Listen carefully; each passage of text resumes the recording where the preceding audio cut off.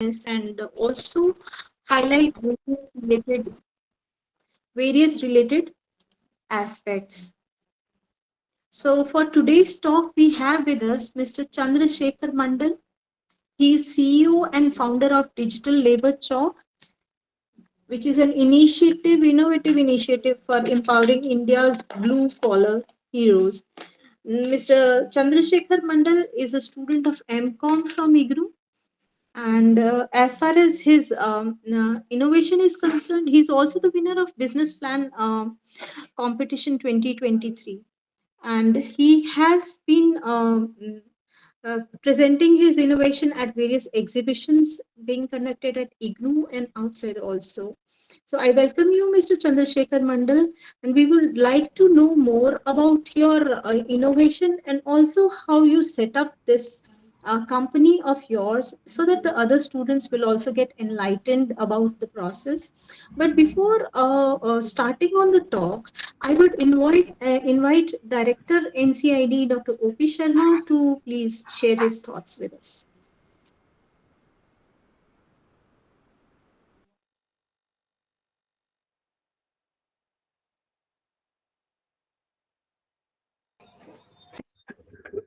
Good morning to all of you. First of all, sorry for delay because today there were two problems basically. One was not a problem, that was a instance. Basically, today we are starting with the Vigilance Week. So we all were busy in taking place for the vigilance purpose. That started at 11 o'clock. That's why it got delayed. And second, just after that, there was some technical network problems. That's why we got delayed. So sorry for that.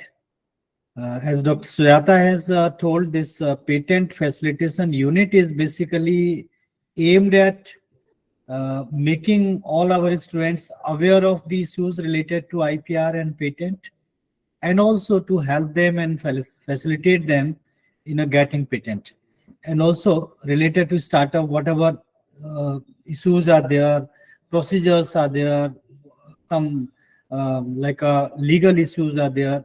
Those all things we have been discussing in the previous meetings sessions. And today we have invited one of our founder of startup Digital Labor Chalk, Mr. Chandrasekhar Mandal.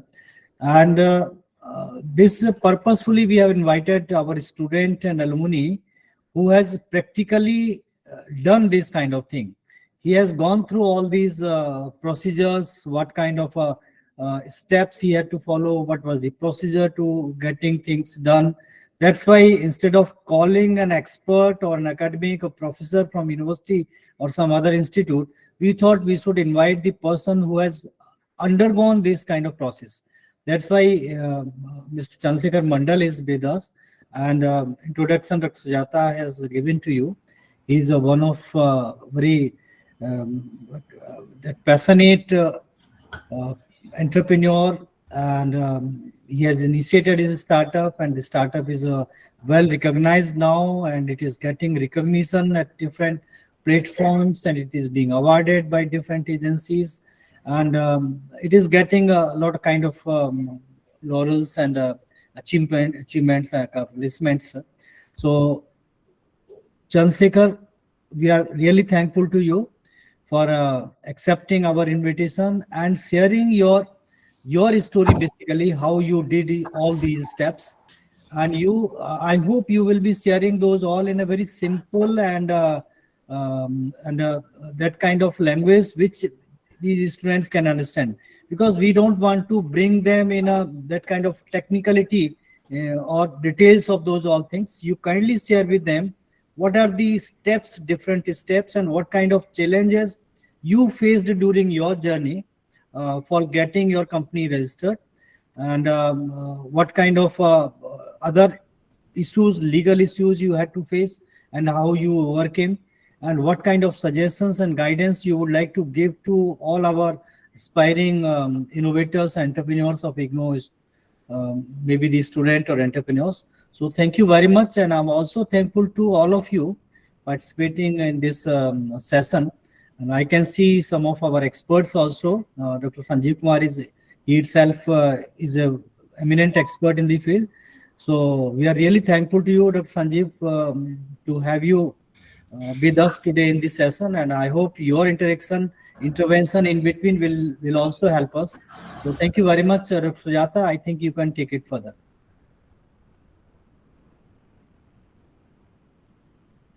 Yeah. Thank you, Dr. Sharma. Yeah. So thank you, Dr. Sharma. Now I would invite our innovator, a student, our expert speaker for today, Mr. Chandrasekhar Mandal, for his talk. Hello. Hi, everyone. So thank you so much, sir, giving me this opportunity to share my experience with the upcoming founders or the entrepreneurs. So, hi, everyone. So my name is Chandrasekhar Mandal, and I'm building the Digital Labor Chalk. So Digital Labor Chalk is a job platform for the blue collar construction worker, and usually we are targeting the blue collar construction worker.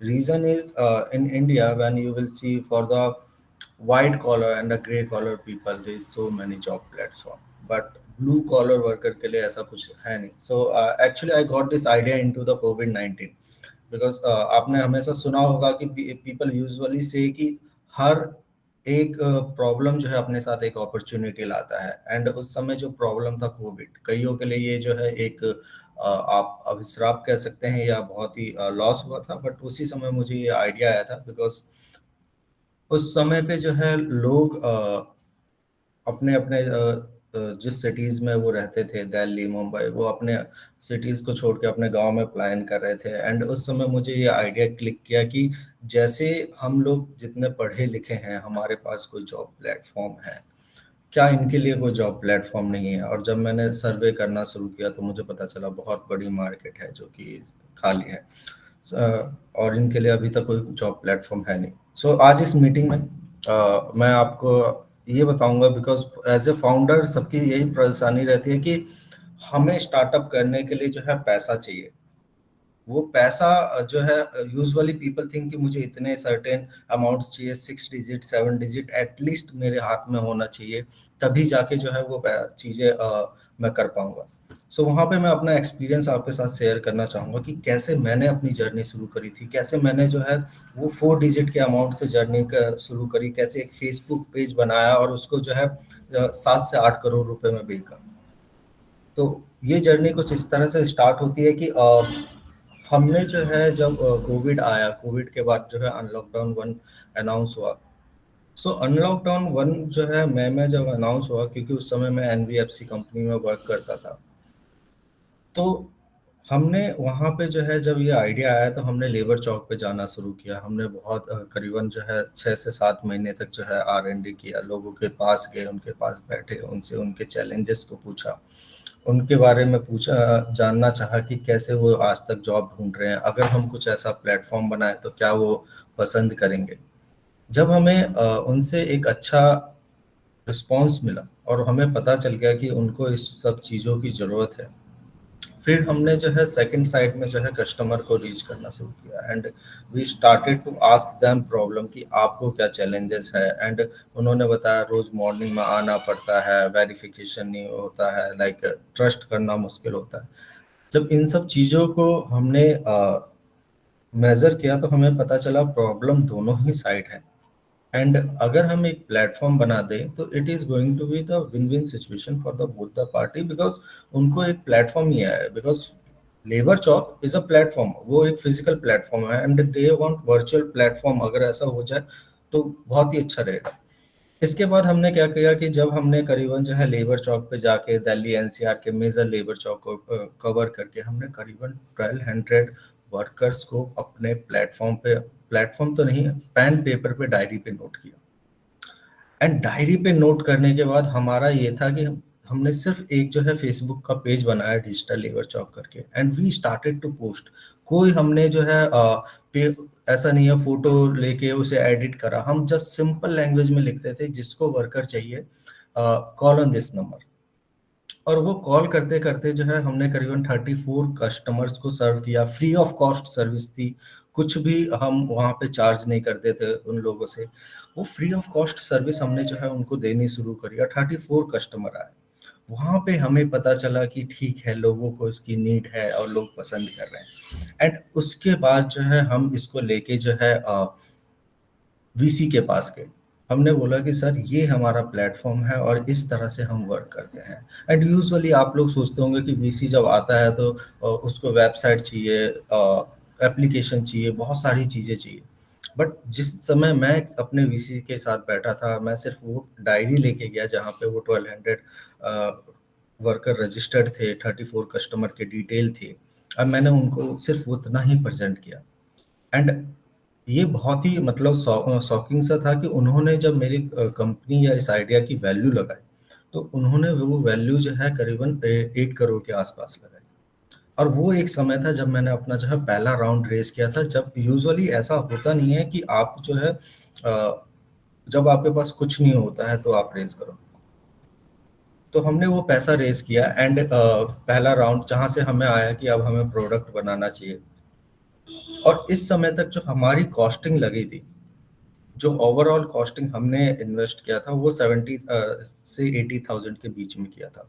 सो ये मैं अपनी इस journey से ये बताना चाह रहा था कि आपको जो है ज़्यादा पैसे, कई बार लोगों को लगता है फाउंडर को कि मुझे इतने लैक्स चाहिए, इतने करोड़ चाहिए, तभी जाके चीज़ें हो सकती है। ये एक जर्नी थी जहाँ पे हमने सिर्फ फेसबुक का पेज बेच दिया अपने उसके साथ। फिर हमने जो है अपने स्टार्टअप को जो है और बनाया, वेबसाइट बनाई। फिर उसके बाद जो है हमने जो है एक वेबसाइट को लॉन्च किया, एप्लीकेशन को लॉन्च किया, एक मिनिमम वायबल प्रोडक्ट बना के जो है हम मार्केट में गए। हमने उसे टेस्ट किया। टेस्ट करने के बाद हमारे पास एक अच्छा जो है रिएक्शन आया मार्केट से। एंड उसके बाद जो है हमारे पास दूसरे वीसीज आए, जहाँ पे हमने सेकंड राउंड रेस किया, वो भी इंटरनेशनल वीसी से, जापान से। और ये हमारी इतनी एक छोटी सी जर्नी रही। इस जर्नी में जो है हमने करीबन जो है आज के डेट में 50,000 प्लस वर्कर्स हमसे जुड़े हुए हैं, 2,000 प्लस कस्टमर हमसे जुड़े हुए हैं, डेली 1,000 प्लस वर्कर्स को जो है हमारे यहाँ से जो है जॉब प्लेटफॉर्म के थ्रू वर्क मिल रहा है। जो कि वर्कर कभी ये सोचते थे कि मैं इस स्टेट से यहाँ प्लान करूँगा तो मेरे लिए थोड़ा सा कैसे काम ढूंढूंगा। सो इस जर्नी के थ्रू मैं यही बताना चाहता था कि आपके पास जब कोई प्लान आता है, सो मेन थिंग ये है कि आप उसका एक छोटा सा प्रोटोटाइप बनाएं। प्रोटोटाइप बना के जो है उसको टेस्ट करें। टेस्ट करने के बाद वो अगर आपको लगता है कि राइट टाइम है, अब मैं वीसी को अप्रोच कर सकता हूँ, तो आप वीसी के पास जाइए, उनको आइडिया पे बिलीव दिलाइए कि हाँ पैसा आप डाल सकते हैं, क्योंकि मैंने मार्केट को टेस्ट कर लिया है। प्रोटोटाइप से पहले कोई पैसा नहीं डालता। ये चीज कई बार रहता है कि हम आइडिया के बेस पे कईयों ने पैसा उठाया, वो एक प्रोटोटाइप होता है, टेस्ट करिए। प्रोटोटाइप जैसे ही आपके पास वो फंडिंग आती है, अभी रिसेंट में आप ये देखेंगे कि आपको वीसी नहीं, आपको जो है स्टार्टअप इंडिया है या स्टेट गवर्नमेंट्स है, सारे जो है और कई इंस्टीट्यूशंस भी हैं जो कि फंडिंग प्रोवाइड करती है स्टार्टअप्स को, जो कि इनिशियल लेवल पे होते हैं। वो आप एक टोकन अमाउंट कह ले या फिर एक तरह से जो है प्री सीड अमाउंट कह ले, उस तरह की फंडिंग प्रोवाइड करती है। तो आप उसके लिए भी जा सकते हैं वीसी के सिवा। जैसे ही आपको वो पैसा मिलता है तो आप जो है उस चीज़ को MVP बनाइए, मिनिमम वायबल प्रोडक्ट बनाइए। उस मिनिमम वायबल प्रोडक्ट में आपको हर चीज़ करने की ज़रूरत नहीं है। हमें यूजुअली जो फाउंडर्स में होता है कि पैसा मुझे ज़्यादा चाहिए, उसी तरह फाउंडर्स में होता है कि मैं ये भी कर लूँगा, मैं भी वो भी कर लूँगा, मैं वो भी कर लूँगा। हम एज अ फाउंडर हर चीज़ कर सकते हैं, मगर हर चीज़ एक ही टाइम पे करना ज़रूरी नहीं है।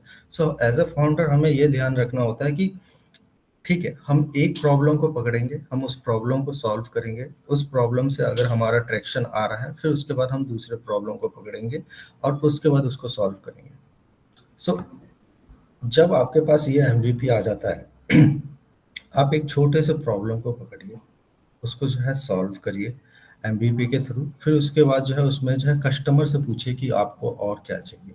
जैसे आज अगर मैं एक एग्जांपल देता हूँ, जब गूगल मैप लॉन्च हुआ था तो वो बस एक मैप ही था, मगर उसके बाद कस्टमर ने बताया कि उसको क्या क्या इसमें चाहिए। सेम हमारे साथ था कि हमने एक एमवीपी को लॉन्च किया, उसके बाद हमने कस्टमर से पूछा, हमने वर्कर से पूछा कि आपको इसमें और क्या क्या चाहिए, और उस जगह से जो है उन्होंने हमें बताया, और आज जो है एक फुल फीचर जो है एप्लीकेशन रेडी है, जो कि वर्कर जो है यूज़ करते हैं और जॉब पाते हैं।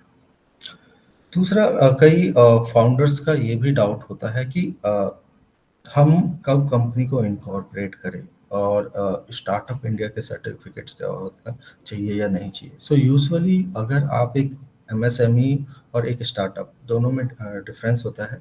सो जब अगर आप सपोज करते हैं कि आप एक स्टार्टअप बना रहे हैं, सो आपको जो है एक कंपनी, या तो फिर जो है आप जो है एक एलएलपी उसे फॉर्म कर लीजिए। आपको लगता है कि आप कंप्लायंसेस हैं, कर सकते हैं, तो कंपनीज को फॉर्म कर लीजिए, और एलएलपी में जो है उससे कम जो है कंप्लायंसेस होते हैं। एलएलपी की फुल फॉर्म जो है लिमिटेड लायबिलिटी पार्टनरशिप होता है। ये चीज़ें आपको हेल्प करेगी, बिकॉज जब आप अप्लाई करना शुरू करेंगे किसी भी सर्टिफिकेट्स या बाकी चीज़ों के लिए, तो वहाँ पे आपको जो है एक लीगल नाम चाहिए होगा, जिसके बेस पे, क्योंकि आपका ब्रांड नेम वही क्रिएट करता है, कि मुझे वो पहले दिन से सॉर्टेड होना चाहिए। उसके बाद अगर आप सपोज कि स्टार्टअप इंडिया का अप्लाई कर सकते हैं और स्टार्टअप इंडिया का सर्टिफिकेट ले सकते हैं, तो आपके लिए बहुत ही, स्टार्टअप इंडिया जो है आपको बहुत ही इजी एग्जिट प्लान देता है। सपोज कि आपका प्लान वर्क नहीं कर रहा है, आपको लगता है कि नहीं,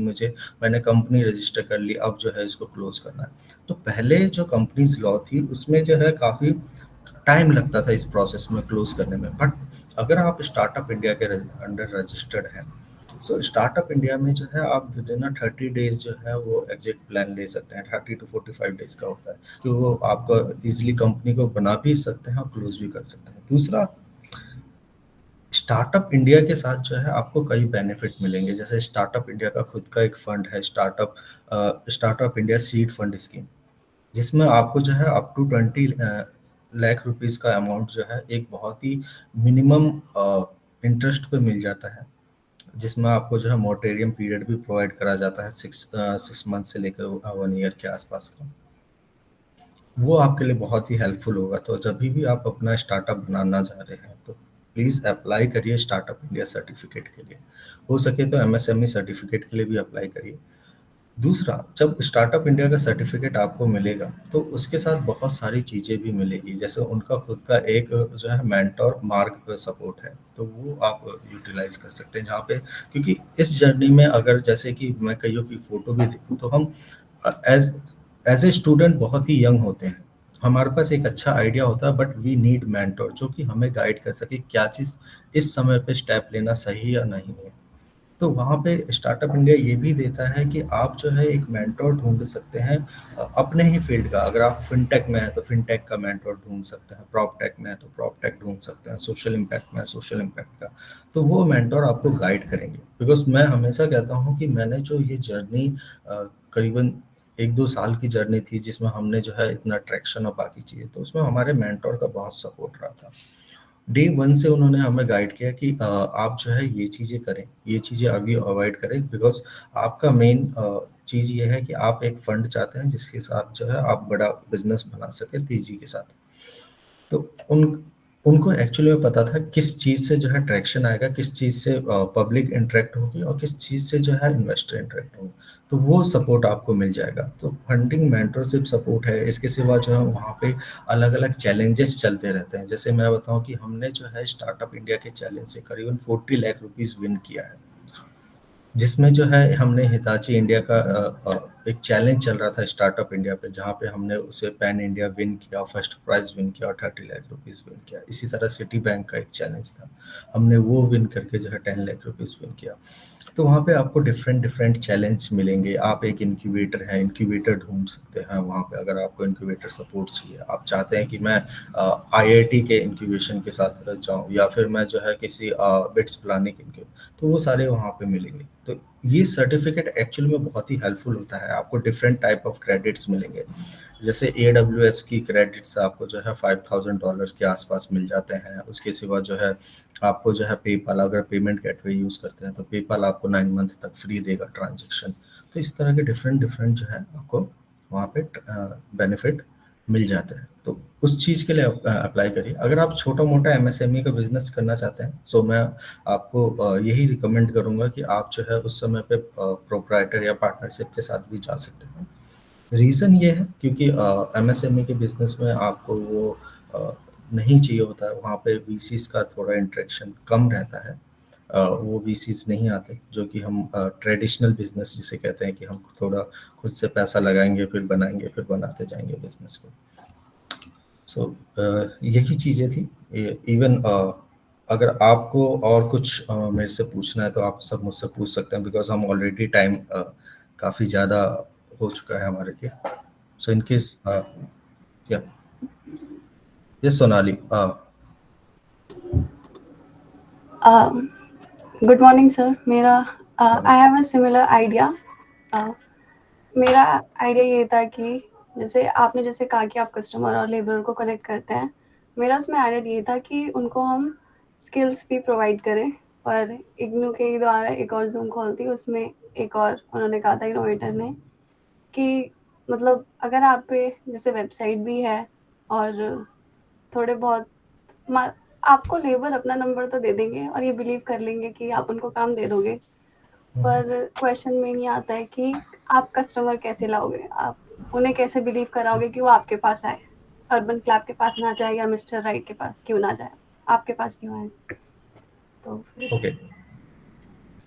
सो बेसिकली मैं मतलब मॉडल समझ रहा हूँ। जब आप स्किल डेवलपमेंट की बात करती हैं, सो अर्बन क्लैब एक डिफरेंट तरह से ऑपरेट। आप अपना थोड़ा बिजनेस बताएंगे तो मैं अच्छे से गाइड कर पाऊंगा आपको। जैसे आइडिया सिमिलर ही है कि कस्टमर और लेबरों को कनेक्ट करेंगे, एक प्लेटफॉर्म बनाएंगे, पर मतलब थोड़ा ये लेबर अपने हिसाब से उनकी स्किल रहेगी और मे बी अगर आगे वो बढ़ जाए तो हम ही उन्हें स्किल प्रोवाइड कराएं ताकि वो एक सिमिलर क्राइटेरिया के अंदर ही आ जाए, सारे लेबर अलग अलग होने की बजाय। ओके। सो एक मैं प्लेटफॉर्म रिकमेंड करता हूँ, आप उस पर जो है उनका केस स्टडी पढ़िएगा। चाबी करके नाम है। चाबी स्किल डेवलपमेंट में ही वर्क करता है, ब्लू कॉलर वर्क करके। तो वो आप उस पर कर सकते हैं। दूसरा आपका जो मेन क्वेश्चन है कि आप अगर सपोज कि स्किल डेवलपमेंट करके जो है वर्कर को प्रोवाइड करना चाहती हैं, राइट। स्किल डेवलपमेंट के लिए जो है आपको पहले ये होगा कि आप एक मॉड्यूल्स बनाएं कि मुझे क्या क्या स्किल डेवलपमेंट करनी है, पहले उनको क्या क्या उनको देना है। उसके बाद अगर आप कस्टमर पे जा रहे हैं तो वो एक ट्रस्ट होना चाहिए कि सर हम जो आपको वर्कर देने वाले हैं वो कंपेयर टू जो है इंडस्ट्री, हम आपको स्किल की जो है एक गारंटी दे सकते हैं। तो मेरा यही रहेगा इसमें रिकमेंडेशन कि जब यहाँ पे आप अपने आप से कुछ चार्ज मत करिएगा। रीज़न ये है क्योंकि पहले आप अपने आप को, जैसे मैंने बताया कि प्रोटोटाइप होता है, प्रोटोटाइप के बाद जो है आप आगे जो है उसको टेस्ट करते हैं। सो जब आप उसको स्किल डेवलपमेंट करवा देते हैं, उसको जो है डिप्लॉयमेंट करिए। आप जो है एक छोटे नंबर के साथ जाइए, 5 जनों के साथ जाइए, 10 जनों के साथ जाइए और उसको डिप्लॉयमेंट करिए और वो देखिए कि कस्टमर वहाँ पे वो इंटरेस्ट शो करता है। बिकॉज मैं आपको बताऊँ कि जब आप इस तरह के ब्लू कॉलर वर्कर जैसे हम टारगेट करते हैं कंस्ट्रक्शन में, तो हमारा ये रहता है कि हम जब उनको जो है स्किल प्रोवाइड करते हैं, उसके बाद उनकी एक और ट्रेनिंग होती है जो कि साइट पे होनी होती है। वो साइट पे भी उनकी ट्रेनिंग चलती है 7 वीक की। तो हमारा जो एक ही बहुत ही मिनिमल होता है कि हम उन लोगों को जो है एक सर्टेन लेवल तक जो है स्किल डेवलपमेंट देते हैं कि ठीक है कोई मशीन है, अगर उसे हम जो है ब्रिक मशीन के लिए भेज रहे हैं तो वो सारी चीज़ें उसे समझा के भेजते हैं, बाकी वहाँ पर उसकी ट्रेनिंग हो जाती है। बाकी कस्टमर के लिए यही कहूँगा कि आप एक तो कस्टमर फाइंड करिए, बड़े कस्टमर के साथ मत जाइएगा, छोटे कस्टमरों के साथ जाइए। लाइक कोई कॉन्ट्रैक्टर हो गया जो स्मॉल बिल्डिंग्स बना रहा है, 3 to 4 फ्लोर बिल्डिंग बना रहा है, उसको प्रोवाइड करिए। I have one more question. Yes.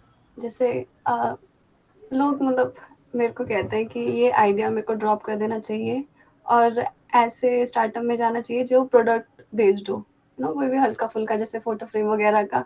पर जो ये वाला स्टार्टअप आइडिया है ये बहुत ज्यादा वेग लगता है, मुझे लगता है कि बस ऐसे ही मन है तो कर रही है, कोई सीरियसली नहीं लेता, ना ही वर्कर ना ही कस्टमर, बस। तो सो मेरी जो क्वालिफिकेशन है वो चार्टेड अकाउंटेंट की है। एंड मैं जो है जब मैंने अपने स्टार्टअप को शुरू किया था, सो उस समय पे हर किसी का कहना था कि आप फाइनेंस फील्ड को छोड़ के लेबर्स में जा रहे हैं, आप क्या बनाना चाह रहे हैं या क्यों जा रहे हैं। वो आपको ट्रस्ट होना चाहिए एज ए फाउंडर, आपको अपने आप पे ट्रस्ट होना चाहिए कि जो मैं बना रही हूँ वो मैं बना सकती हूँ या मैं बेस्ट कर रही हूँ। जैसे मुझे पता था जो एक प्रॉब्लम जिस पे मैं वर्क कर रहा हूँ वो एक बहुत बड़ी प्रॉब्लम है, और उसको अगर मैं सॉल्व करता हूँ तो कंपेयर टू अदर जो मैं जिस प्रोफेशन में मैं हूँ या जो मैं कर रहा हूँ या मैं जो अर्न कर रहा हूँ उससे मैं काफ़ी ज़्यादा कुछ कर सकता हूँ। अब वो जो ट्रस्ट होता है उस समय पे आपको आपके फैमिली, आपके फ्रेंड, आपके अदर पीपल, हर कोई आपको ये बोल रहे होंगे कि नहीं ये ऐसी है, तो वो आपको बिलीव होना चाहिए। आप खुद पे ट्रस्ट रखिए कि हाँ मैं बना सकती हूँ, और यही होता है। लाइक जब आप बना लेते हैं तो लोग आपको बोलते हैं कि हाँ अच्छा बना है। अदरवाइज आप भी सोचिए, अगर एक फाइनेंस चार्टर्ड अकाउंटेंट जब सोचेगा कि मैं लेबर के लिए प्लेटफॉर्म बनाऊँ तो उसके फैमिली वाले क्या सोचेंगे कि आप क्या ही कर रहे हो, बिकॉज वो सुनते नहीं। तो आप खुद पे ट्रस्ट रखो एंड उनको इम्प्रूवमेंट दिखाओ, और छोटे छोटे आप अपने सक्सेस को दिखाओ और अपने सक्सेस को खुद एंजॉय करो। ये नहीं कि कोई दूसरा ठीक है, आपको अगर एक छोटा सा सर्टिफिकेट भी मिलता है उसको एंजॉय करो, वो आपको बहुत ही हेल्प करेगा कि अपने आप को बूस्ट करने में। बिकॉज कोई भी अदर जो है फाउंडर जर्नी एक एलोन जर्नी होती है। उस जर्नी में आपको जो है अपने आप को मोटिवेट रखना होता है। कई चीजें ऐसी आएंगी जब आप सोचोगे कि ये आइडिया मेरा बहुत अच्छा वर्क कर रहा है, मैं मतलब इसके बाद मार्केट को क्रैक कर सकती हूँ, एंड वहाँ पे आपको फेलियर दिखेगा। सो हर फाउंडर के साथ यही होता है। हमने भी जब इस आइडिया को, अगर आज 3 साल हो गए हैं और इस 3 सालों में जो है ये आइडिया करीबन जो है 15 to 16 मंथ ही जो है हमने ऑपरेशन में बिताया, उसके बाद वो आइडिएशन स्टेज पे था, और हमने सबने ये चीज़ फेस करी है। सो अपने आप को बूस्ट रखिए।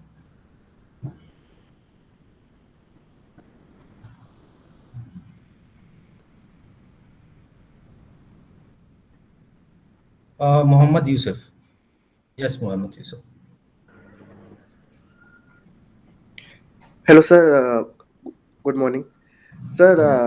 लिसन, मैंने आपका वीडियो देखा, आपका वेबसाइट देखा, आपका फेसबुक पेज देखा, इंस्टाग्राम पेज भी देखा, मुझे बहुत अच्छा लगा डिजिटल लेबर जॉब का ये सारा प्लेटफॉर्म्स देख के। और मैंने आपका वेबसाइट में भी देखा कि कुछ एम्प्लॉयर्स ने डिमांड्स रखे, मतलब रिक्वायरमेंट्स रखे कि इतने वर्कर्स, इतने डिफरेंट टाइप्स के वर्कर्स के।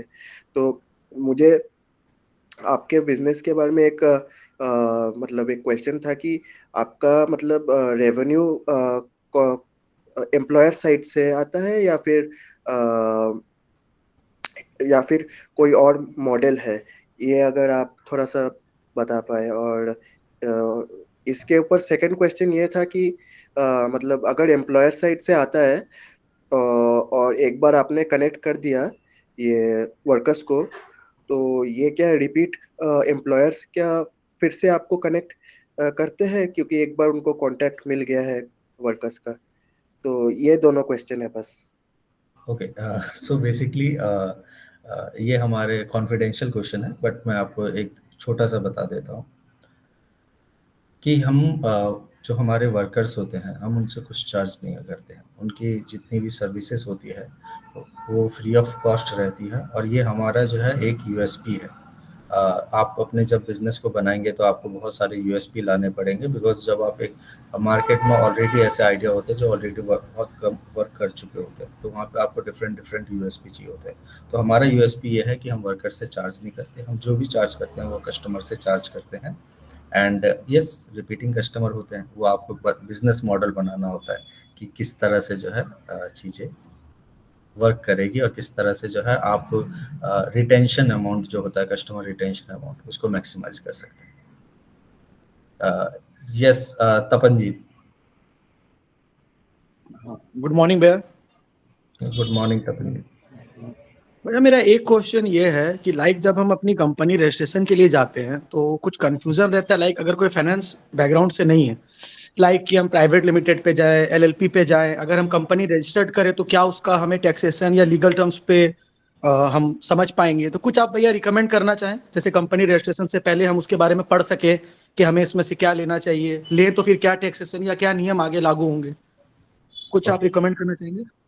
सो बेसिकली मैं आपको ये रिकमेंड करूँगा, बिकॉज मैं फाइनेंस से हूँ, तो आप कॉम्प्लेक्सिटी जो होती है, अगर आप खुद से पढ़ने जाएंगे और चीज़ों को समझने जाएंगे तो वो बहुत ही कॉम्प्लेक्स बनेगी। सो बेसिकली अगर मैं आपको यही बोलूँगा कि आप किसी एक अच्छे से जो है सीए को पकड़िए, जो कि जो है वो कंपनी को रजिस्ट्रेशन करता है। दूसरा, एलएलपी जो है, अगर आप कॉम्प्लेक्सिटी में नहीं जाना चाहते हैं तो एलएलपी को फॉर्म कर लीजिए, बिकॉज वो पार्टनरशिप या लिमिटेड लाइबिलिटी होती है।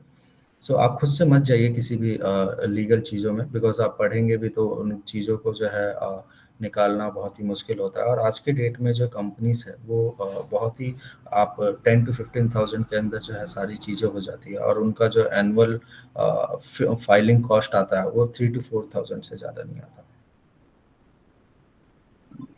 थैंक यू सो मच भैया। भैया एक और क्वेश्चन मेरा था, लाइक भैया जैसे आपने कहा कि आप वीसी के पास गए थे, तब तक आई थिंक आपकी कंपनी रजिस्टर्ड नहीं थी। नहीं, so basically because I am chartered accountant, तो मैंने मुझे कंपनी रजिस्टर करना मेरे लिए बहुत ही इजी था। मैंने अपनी कंपनी को जो है पहले ही रजिस्टर कर लिया था जब वो आइडिएशन स्टेज पे था, बिकॉज मुझे पता है कि कंपनी को मतलब रजिस्टर करना, फिर उसको क्लोज करना, वो सारी चीज़ें, तो मेरा कंपनी रजिस्टर्ड था। और मैं सबको यही एडवाइस करता हूँ, आप कंपनी रजिस्टर कर लीजिए। एंड जो कई स्टार्टअप इंडिया या स्टेट सर्टिफिकेट में ना उनके लिए अप्लाई करना शुरू कर दिया था, बिकॉज उससे क्या आता है कि एक कॉन्फिडेंस लोगों पे होता है। जैसे आपको टैक्सेशन के बारे में आपने एक पूछा था, स्टार्टअप इंडिया आपको जो है टैक्सेशन फ्री देता है 3 साल के लिए, जिसमें आपको जो है कोई भी टैक्स नहीं देना। दूसरा जो है, अगर आपके पास स्टार्टअप इंडिया सर्टिफिकेट है तो आपको 3 साल तक जो है करीबन 23 लॉज हैं जिनको फॉलो नहीं करना होता, ESI, PF एटसेट्रा। तो स्टार्टअप इंडिया एक अच्छा सर्टिफिकेट है। थैंक यू सो मच भैया। या खुशियों की दुनिया।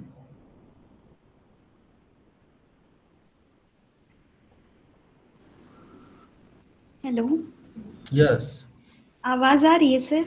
यस यस, आपकी आवाज आ रही है। Good morning sir.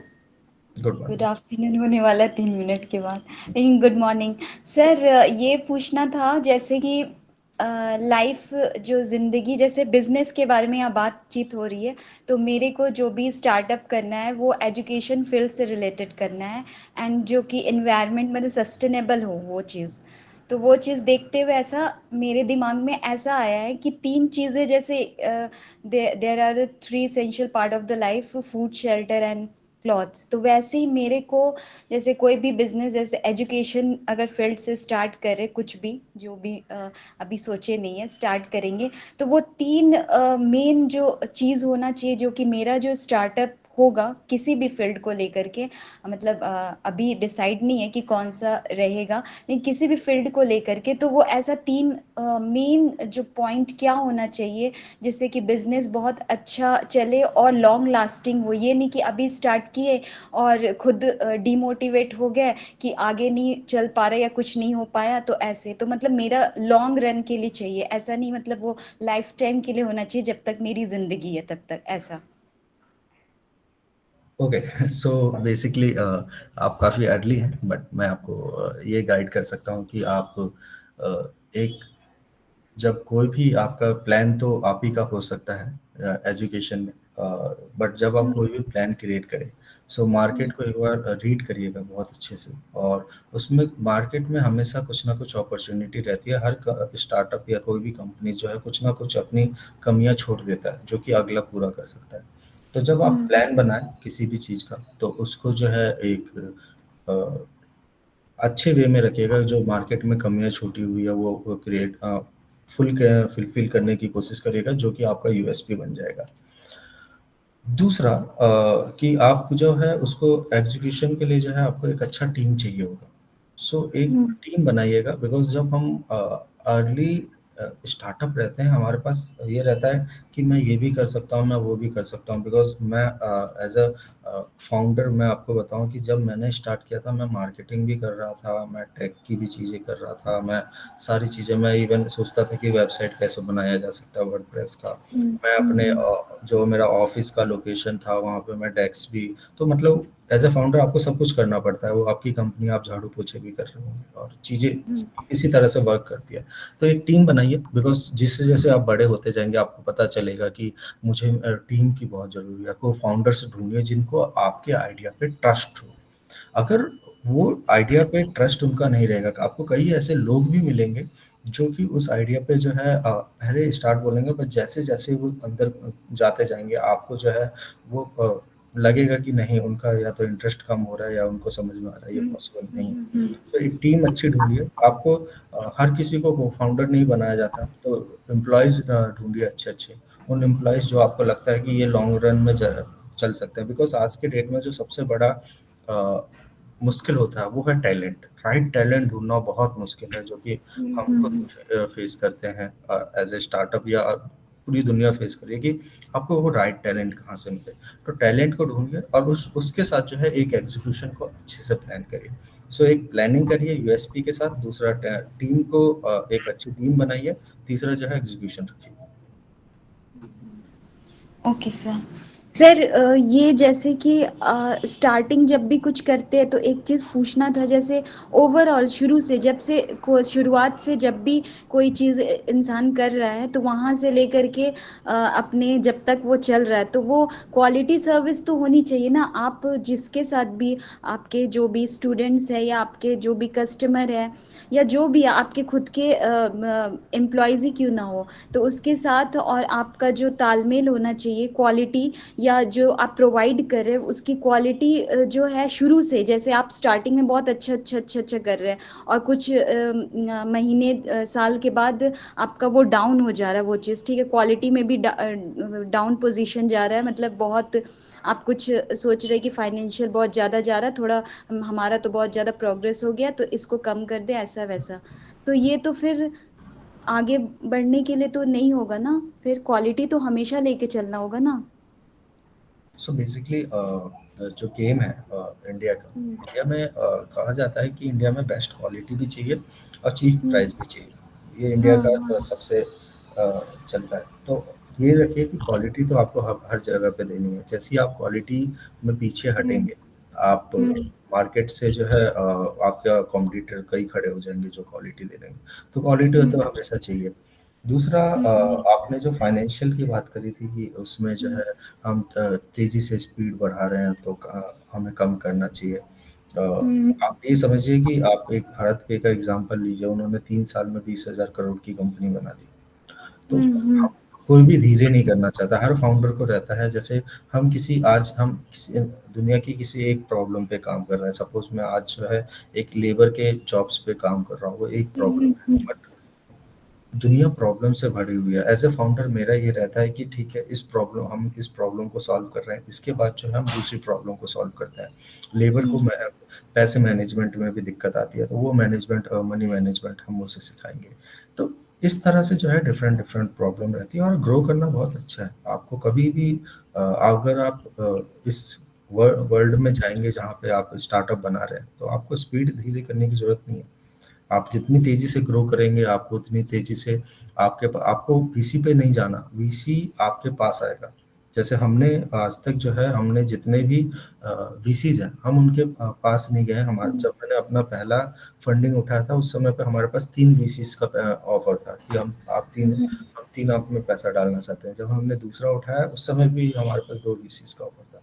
तो जब आप अच्छा कर रहे होते हैं तो मार्केट में बहुत लोग होते हैं जो इन्वेस्टमेंट, क्योंकि जिसके पास पैसा है वो भी इन्वेस्टमेंट करने के लिए सोच रहा है कि मैं कहाँ पे पैसा लगाऊं कि वो जो है और मैक्सिमाइज हो। ओके ओके, हाँ, thank you so much sir. Okay, welcome. Bye. Yes Chirag. Hello, good afternoon sir. Good afternoon sir. Sir मेरा एक क्वेश्चन था, फॉर एग्जांपल जैसे अभी हमारा स्टार्टअप है, इनकॉर्पोरेशन भी हो गया, सारे आईएसओ के जैसे सर्टिफिकेशंस भी हो गए, बट अब मेरे को थोड़ा सा अपने बिजनेस को या एज ए स्टार्टअप को थोड़ा सा स्केल अप करना है या थोड़ा इंटरनेशनल लेवल पे लेके जाना है।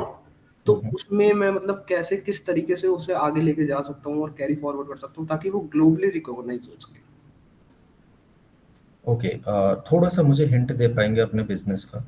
सर एक्चुअली जो हमारा बिजनेस है वो एक्चुअली पहले तो हमने as a e waste company start करा था, बट आज के डेट में हमने एक पूरा प्रॉपर एक इकोसिस्टम बिल्ड कर दिया जिसे हमने एज अ टाइस का नाम दिया है, जिसके अंदर आपका R&D, क्वांटम, एरोस्पेस, ये सारी चीज़ों पे जितनी भी हार्डवेयर से रिलेटेड होती है इन सब पे research and development as well as consultancy services दे रहे हैं हम न्यू इनोवेटर्स को और एंटरप्रेन्योर्स को।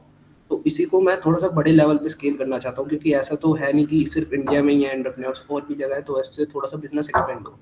और दूसरी चीज़ उसमें मैं ये चाहता था कि जो फंडिंग है, मैं एक्चुअली में फंडिंग के भरोसे नहीं बैठना चाहता मेजरली, क्योंकि जहाँ पे फंडिंग आ गई वीसीज में या कोई एंजल इन्वेस्टर भी आ गया जिसने इन्वेस्ट कर दिया, लेकिन वो कल को ये बोल सकता है कि मेरे को प्रॉफिट चाहिए। एंड जब तक मेरा तो नेटवर्क ही ऐसा है, एक नेटवर्क बिल्ड करा हुआ है जिसमें एंटरप्रेन्योर्स हैं, जिसमें अभी एज ऑफ नाउ अभी हमने 40 to 50 एंटरप्रेन्योर्स हैं जिससे हमने स्टार्ट करा हुआ है। अभी वो हमारे प्रोडक्ट एंड सर्विसेज ले रहे हैं, तो अगर जहाँ वो आ गए तो उन्हें तो एज अ प्रॉफिट चाहिए होगा उनसे, और अभी हम उनसे प्रॉफिट नहीं मांग सकते, जाहिर सी बात है।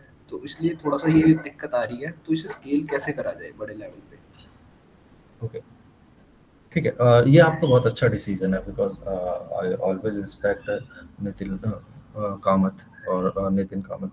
सो बेसिकली उनका जो है जिरोधा है एंड उन्होंने कभी पैसा रेज नहीं किया, तो यस यस काफी बेटर रहता है, बिकॉज कई बार ये रहता है कि आपके डिसीजन जो है वहाँ पे अगर आप वीसीज और आप एक सेम पाथ पे नहीं होते तो उनका रहता है। एंड आज के डेट में थोड़ा वीसी समझते हैं कि पैसा ठीक है, प्रॉफिट एक समय पे ही बनता है, बिकॉज आप अगर आज के डेट में हम 120 प्लस यूनिकॉर्न्स हैं अप्रॉक्स, एंड उसके अगर आप देखेंगे तो 22,000 करोड़ का लॉस लेके बैठे हुए हैं सारे के सारे। तो वही एक कहानी होती है जो कभी मौका मिलेगा तो बताऊंगा मैं आपको। बट मैं आपको एक चीज़ बताऊं कि जो हम अभी कर रहे हैं, हम भी जो है इंटरनेशनल जो है चीज़ों के लिए हमने अप्लाई किया है। हम आपके केस में जो बेस्ट हो सकता है कि आप इंटरनेशनल इंक्यूबेटर्स को पकड़िए। अच्छा, आप इंक्यूबेटर्स को पकड़िए, एक्सीलरेटर को पकड़िए, उनके साथ जो है आप टाई अप करने की कोशिश करिए। जब उनके साथ आप टाई अप करेंगे और उनको बताइए कि जो आपके स्टार्टअप है या जो आपके जो है स्टेक होल्डर्स हैं किसी भी में, उनको जो है हम ये सर्विस मार्केट से इतने कम पे मिल जाएगी या उस तरह से हेल्प कर सकते हैं, तो वहाँ पे आपको ग्लोबल जाने में बहुत ही हेल्प मिलेगा, बिकॉज बिजनेस हर जगह पे इंक्रीज कर रहा है। और वहाँ पे जो है आप ये चीज़ें कर सकते हैं। तो आपके जहाँ तक मैंने बिजनेस को समझा है, मुझे यही समझ में आया कि अगर आप स्टार्टअप और बाकी चीज़ों के लिए तो इनक्यूबेटर एक बेस्ट चीज़ होती है, पर्सन है या एंटिटी है जिसके थ्रू आप अगर जाते हैं तो आपको खुद से ट्रस्ट बिल्ड करने की जरूरत नहीं है, बिकॉज जिस इंक्यूबेटर ने अपना एक ट्रस्ट ऑलरेडी बिल्ड कर रखा है मार्केट में और उसके जो स्टार्टअप उसके पास आते हैं, जब आप उनके साथ कोलैबोरेट कर लेंगे तो उनको लगेगा कि ठीक है ये ऑलरेडी चीज़ें अच्छी है। बिकॉज कई बार जो है कस्टमर का ट्रस्ट विन करना बहुत ही दिक्कत देता है, तो वो चीज़ें आपको बहुत हेल्प करेगी। और इंक्यूबेटर्स और एक्सीलरेटर बहुत ज़्यादा है, सो इसके साथ चाहिए अलग अलग मतलब इवेंट और जो इवेंट्स होते हैं या चैलेंजेस होते हैं उसमें आप पार्टिसिपेट करिए, अपने आप को इंट्रोड्यूस करिए और बताइए कि आपके क्या चीज़ उनके स्टार्टअप के टेबल पे ला सकते हैं, बिकॉज स्टार्टअप हमेशा जो है चाहता है कि उनके पास कोई ना कोई आए जो उनको जो है राइट डायरेक्शन दे सके।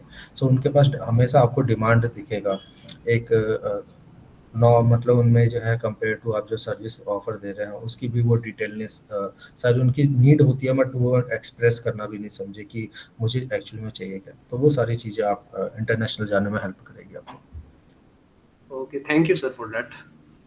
Thank you. Yes, any other questions? Yes Ravi. Good afternoon sir. Good afternoon Ravi. Sir actually मेरे पास एक क्वेश्चन है कि मैं बीच में ना 2-3 बिजनेस प्लान किया था, लेकिन मैं किसी पे आगे नहीं बढ़ पाता, कई दिक्कतें आ जाती हैं, तो इसी संबंध में मैं बात कर रहा था आपसे।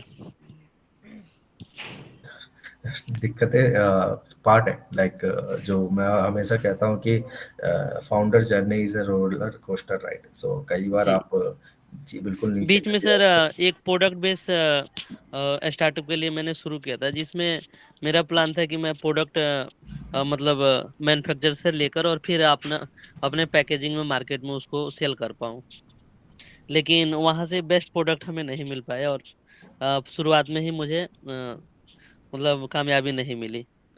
इस तरह से कई बिजनेस मैं सोचा, लेकिन आगे नहीं बढ़ पा रहा हूँ, तो कुछ आप गाइड कर दीजिए। ओके, सो सो बेसिकली इंडिया की पॉपुलेशन जो है ना, आप ये देखोगे कि इंडिया की इतनी बड़ी पॉपुलेशन है और सबको सुबह या शाम कुछ आइडिया आते रहते हैं, बट वो आइडिया को एग्जीक्यूशन करना ही बड़ा मेन चीज़ होती है। जैसे मेरे पास भी कई आइडिया आए थे। मैं अपने 12th क्लास में जब था तो मैं एक ऐसा बैंक बनाना चाहता था कि आपको डिफरेंट डिफरेंट बैंक पे नहीं जाना, बट मैं एग्जीक्यूट नहीं कर पाता था, बहुत सारे चैलेंजेस होते थे। सो मैं आपको यही गाइड करूंगा कि आप एक किसी भी आइडिया को लीजिए। आप एक समय में मल्टीपल बिजनेस नहीं कर सकते बिकॉज एज अ फाउंडर, क्योंकि जो बिजनेस आप एक करने जाएंगे उसमें भी बहुत सारे वर्टिकल्स होते हैं, तो उसी को आप उसी के चैलेंजेस को, प्रॉब्लम को सॉल्व करते करते बहुत टाइम लगेगा। तो आप एक बिजनेस को चुनिए जो 3 आइडिया है, आपको देखिए कि मार्केट में फ्यूचर में किसकी ज़्यादा डिमांड होने वाली है, उस डिमांड के साथ जो है किसको हमें लगता है कि हम जो है जिसको आगे बढ़ा सकते हैं, किसमें मेरी एक्सपर्टीज है, उस बिजनेस को पकड़िए। उसके लिए जो है एक अच्छा सा प्लानिंग बनाइए, उसको जो है प्रोटोटाइप के साथ टेस्ट करिए मार्केट में। आपको लगता है कि एक अच्छा रिजल्ट है तो उसके साथ बढ़ जाइए, बिकॉज आइडिया के बाद जो है आपको आगे और बढ़ना पड़ेगा। जैसे आपने बताया कि 2-3 मेरे पास आइडिया आए थे, कोई प्रोडक्ट भी था, और चैलेंजेस रहेंगे। आप शायद अभी प्लानिंग स्टेज पे है तो प्लानिंग स्टेज में आपके पास कुछ भी चैलेंजेस नहीं है। आप एक बार एग्जीक्यूशन में जाके देखिए, एग्जीक्यूशन में जाते ही आपको 2-2 3-3 बजे रात में भी फोन आ रहे होंगे या चीजें आ रही होगी। आप शायद 48-48 घंटे भी जगे रह जाए अपनी चीजों को करने के लिए, तो वहाँ पे चैलेंजेस आएंगे। और आप अगर एज अ एक स्टार्टअप जर्नी शुरू करना तो उसके लिए आपको रेडी भी रहना चाहिए। तो प्रॉब्लम से हरिए मत, बनाइए उसको अच्छे से और करिए। एक अच्छी टीम रख लीजिए जहाँ पे आपको लगता है कि मेरे चैलेंजेस ज़्यादा हैं या चीज़ें हैं। किसी ऐसे पर्सन को भी साथ में लाइए जिसका जो शायद आप सॉल्व नहीं कर पा रहे हैं, तो कोई और वो पर्सन सॉल्व कर सकता है, उसकी एक्सपर्ट। चंद्रशेखर, मैं थैंक यू थोड़ा सर। सा रिक्वेस्ट करूंगी, आप फोकस कीजिए। जैसे आपने अपना ट्रेडमार्क रजिस्टर किया होगा या कुछ ऐसे, so that the steps involve, because it these things might have come easy to you as you have already mention कि आप सीए हैं, बट हमारे स्टूडेंट्स की इन चीज़ों को लेकर बहुत सारी क्वेरीज होती हैं। तो कंपनी रजिस्टर करने का कब आपको लगा कि नहीं मुझे कंपनी रजिस्टर करनी है, और इसका ट्रेडमार्क कॉपीराइट कैसे कैसे प्रोटेक्ट करना है, और उसके लिए आपने क्या-क्या स्टेप्स लिए, ये थोड़ा-सा हाइलाइट कर दीजिए, तो आई थिंक सबके लिए बहुत ओके, बेनिफिशियल है। ठीक है। मैं बेसिकली कंपनी का मैंने बता दिया था कि आप जितनी जल्दी हो सके आप रजिस्टर कर सकते हैं, कर लीजिए। दूसरा ट्रेडमार्क, जैसे मैंने बताया कि जब स्टार्टअप इंडिया के तो साथ, एक चीज़ मैं ही पूछूँगी आपसे कि जैसे कोई कंपनी रजिस्टर करने के लिए आगे बढ़े तो क्या ज़रूरी है? एक तो इंडिविजुअली खुद से कोई करना चाहता है तो उसको कैसे करना चाहिए, या उसको सीए या किसी की मदद लेनी चाहिए? और कई स्टूडेंट्स होते हैं कि वो नहीं लेना चाहते और खुद से ही करना चाहते हैं। तो दोनों स्टेजेस में क्या प्रोसेस रहेगा, और फीस कैसे रहेगी, और कितना टाइम लगता है रजिस्ट्रेशन प्रोसेस होने में, और किस जगह से कहाँ से लेना चाहिए, उसका स्कोप कितना रहेगा? ये सारी क्वेरीज आती रहती हैं मेरे पास, तो इन सब के ऊपर प्लीज थोड़ा सा हाईलाइट। सो ठीक है। अगर सपोज करते हैं पहला क्वेश्चन ही आपका लेते हैं कि एक पर्सन या तो खुद कर सकता है या तो सीए के साथ जाना चाहता है, तो ट्रेडमार्क अगर आपके पास सपोज स्टार्टअप इंडिया सर्टिफिकेट है या आप किसी भी स्टेट के अंदर रजिस्टर्ड है, तो ऑलरेडी काफ़ी डिस्काउंट, 60% का डिस्काउंट आपको ऑलरेडी मिल जाता है। सो जहाँ पे आपके जो है 5 सपोज 10,000 का फीस है, वहाँ पे आपको जो है 4,000 ही पे करना होगा। और ट्रेडमार्क जो है बहुत ही, आपको कोई भी एक जो न्यूली फॉर्म है वो आपको 3 to 5,000 के बीच में जो है रजिस्टर करके दे देगी। दूसरा, अगर आप एक चीज़ों को पढ़ सकते हैं या फिर उसको जो है डिटेल में जाने की रखते हैं कि मैं डिटेल में जा सकता हूँ, आप खुद से भी फाइल कर सकते हैं। ये कोई बड़ा प्रोसेस नहीं है जो आप सोचे, बस उसमें रहता है कि आपको कलर कोड देना या फिर फॉन्ट देना, ये सब चीज़ें आप समझते हैं कि ट्रेडमार्क के लिए, तो वहाँ पे आप खुद से भी जा सकते हैं। और मेरा सजेशन रहेगा कि आप किसी भी फाइनेंशियल गाय के साथ जाएं तो वो काफ़ी हेल्प करेगा, बिकॉज एक बार जब आपको रिजेक्शन आ जाता है तो ये सब टाइम टेकिंग प्रोसेस है। आपको कॉपीराइट ले लीजिए, ट्रेडमार्क ले लीजिए, ये अपने आप में जो है 3 to 6 मंथ आप टाइम लेते हैं चीज़ों में। तो बेटर ये रहेगा, आप अगर जा सकते हैं एक अमाउंट के साथ तो ओके है, अदरवाइज खुद करेंगे तो कुछ अगर आपके पास एरर आएगा या फिर डिनाई हो जाएगा तो वो एक होता है कि अगर हमारा एक बार रिजेक्शन आ गया, ऑलरेडी हमने 4 मंथ वेट किया था ट्रेडमार्क के लिए, और फिर हमें जो है दोबारा आप अप्लाई करेंगे, फिर से वो 3 मंथ के प्रोसेस में चला जाएगा।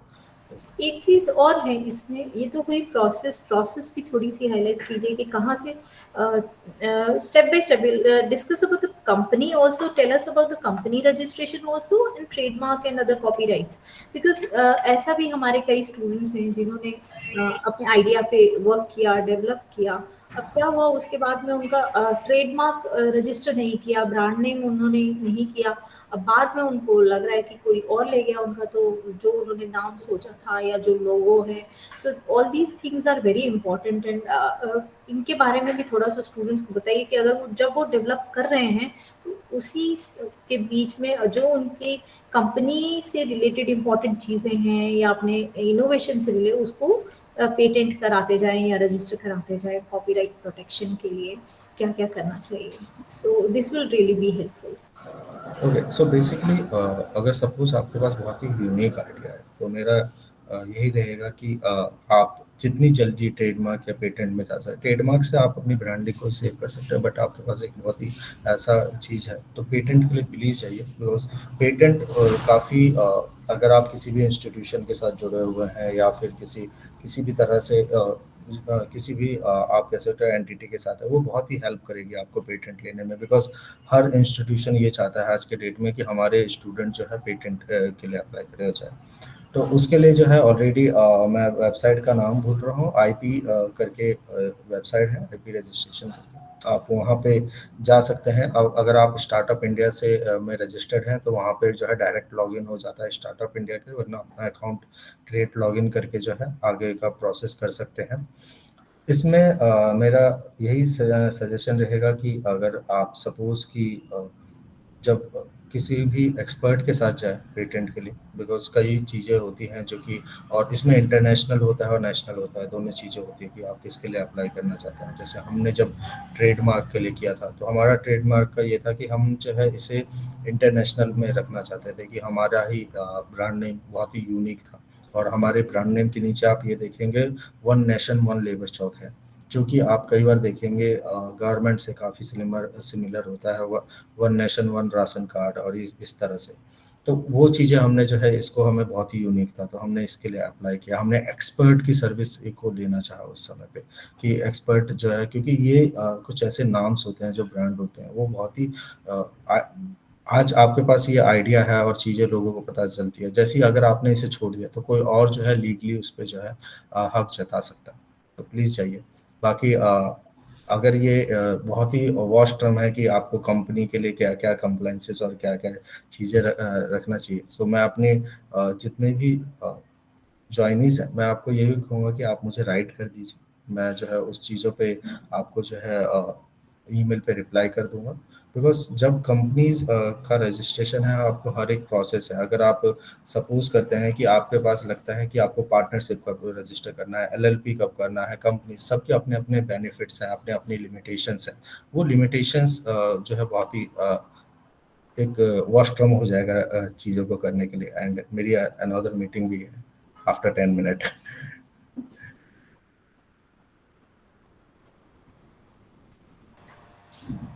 और कोई क्वेश्चंस किसी के?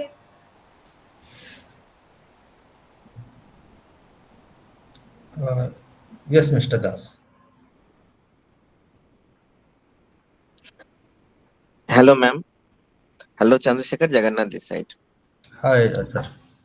हाँ, मेरा जो है वो रियल एस्टेट से जुड़ा है। रियल एस्टेट कॉम्प्लिकेटेड सब्जेक्ट है और उसमें मल्टीपल लाइसेंस की जरूरत होता है। तो मेरा जो एग्जिस्टिंग है कि एक एलएलपी है और एक कंपनी के अंडर में मल्टीपल लाइसेंस दिया नहीं जाता है हर जगह में। आपका ट्रेड लाइसेंस का I am talking about trade licence. तो क्या है कि मेरा एक एलएलपी है और 4 अलग अलग प्रोप्राइटरशिप है, और तो 5-6 लाइसेंस का जरूरत होता है। तो मेन जो कंपनी है वो एलएलपी रख के उसके अंडर में सब आपका आईपीज वगैरह कर ले कि कैसे, how you suggest? So basically आप अगर सपोज कि आपका वन एलएलपी है और जो प्रोप्राइटर है, प्रोप्राइटर में तो आप खुद ही रहेंगे, तो प्रोप्राइटर में ये भी नहीं है कि आपको मैं होल्डिंग कंपनीज या सब्सिडरी कंपनीज का फॉर्म बताऊं कि आप उतने उसमें रख सकते हैं। सो बेसिकली आपका ये रहेगा कि आप अपनी एक होल्डिंग कंपनी बनाएं, एंड उसके बाद जो है जितनी भी आपको अगर डिफरेंट डिफरेंट एलएलपीज और इस तरह से रखना है तो उसमें सब्सिडरीज का ऑप्शन जा सकता है। सो आपको यही सजेस्ट करूंगा, आप एक बार रीड कर लीजिए होल्डिंग और सब्सिडरीज का रूल, और इसमें जो है आप बेटर रहेगा किसी प्रोफेशनल के साथ जाना स्टार्ट कर दीजिए, बिकॉज जब आप मल्टीपल लाइसेंस के लिए जाएंगे और चीज़ों के लिए जाएंगे तो वहाँ पे जो है कॉन्फ्लिक्ट आएंगे, शायद अभी आप शायद लीगल टर्म में या लीगल पर्सन आप पे आए नहीं रख रहे हैं, बट धीरे धीरे वो चीज़ें स्टार्ट हो जाएगी। Thank you.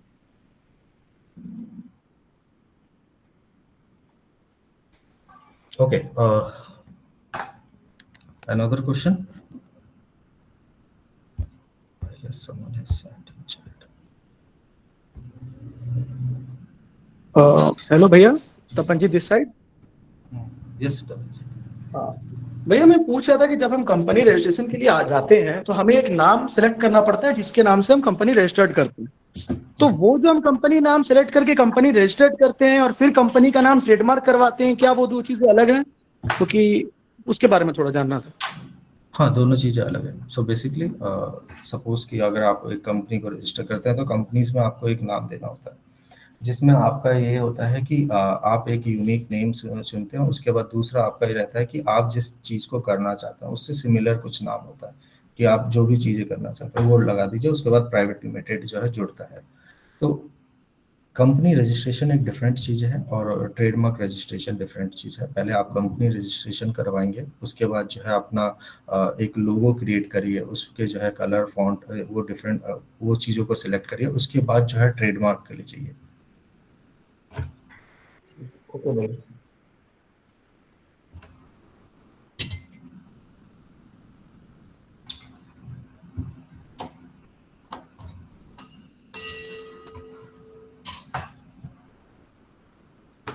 Okay, I guess सबके क्वेश्चंस हो चुके हैं, एंड इन केस अगर आप में से किसी के भी क्वेश्चंस हो, मैं अपना ईमेल आईडी आप लोगों के साथ शेयर कर देता हूँ।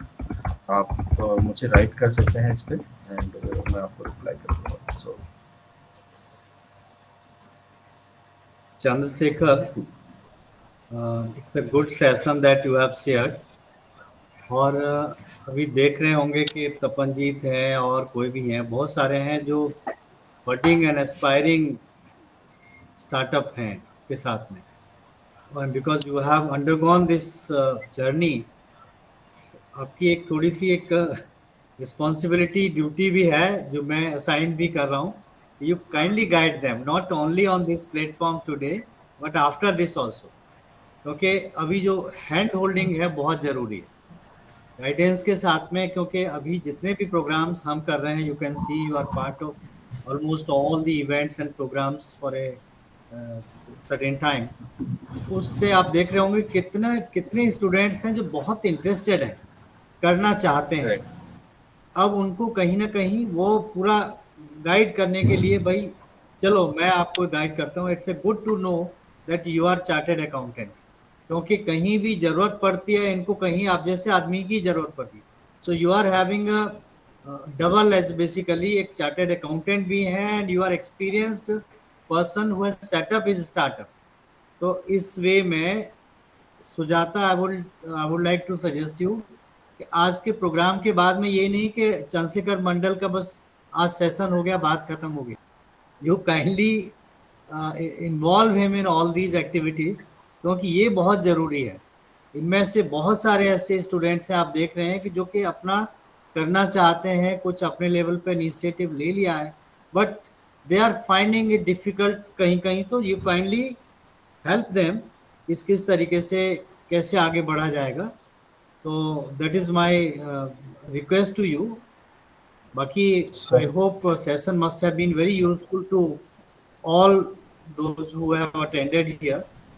बाकी इसके बाद में ये सेशन हम शेयर भी करेंगे recorded version to all other students. YouTube पे तो होता ही है हमारा, so the students who could not join now they can also view it. और हमने अभी जो पेटेंट फैसिलिटेशन यूनिट के लिए we have prepared a web page also. There we are trying to put all these recorded videos, other related text, whatever possible जो support material होगा, that we would like to put there so that okay, जरूरत यही है अभी हमारे यहाँ साथ problem क्या है कि students are away from us. Thanks to this technology कि हम एक दूसरे के साथ बहुत इजीली कनेक्ट हो जाते हैं। Otherwise unlike those campus based organisations जहाँ स्टूडेंट्स एकदम से टीचर के और अपने मेंटर्स के साथ में डायरेक्टली कांटेक्ट में होते हैं, here they are not all the time with us. That's why ये ज़्यादा चैलेंजिंग भी होता है एंड इम्पॉर्टेंट भी हो जाता है that we provide them all kind of guidance, support and hand holding जो अपना इनिशिएटिव लेके चल रहे हैं ताकि वो स्केल अप कर सकें, आगे लेके जा सकें। तो thank you very much for sharing your journey of setting up a company. तो Sujata, if there is no question from students then I think we can bind up today's session. Yeah, thank you, Mr. Chandrasekhar Mandal. It was really nice to have you here on this session with us. And students का जैसे मैं देखती हूँ कि बहुत सारे confusions रहते हैं, डाउट्स रहते हैं, कंपनी को रजिस्टर करें ना करें, किस स्टेज पे जाके करें, है ना। तो मुझे लगता है कि काफ़ी सारी क्वेरीज उनकी आंसर हुई हैं और आगे के लिए भी इन्होंने अपना ईमेल आईडी शेयर कर दिया है सबके साथ चैट बॉक्स में, so you can contact him for any further help and he will be there. He is an innovative student of IGNOU and is available to help you. So thank you so much, Mr. Mandal, and I also thank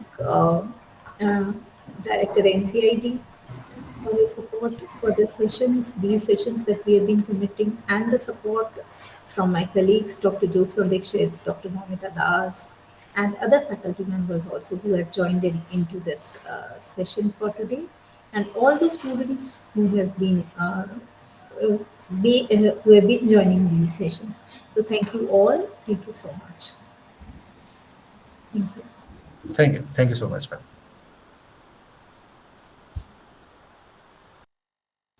Thanks to all.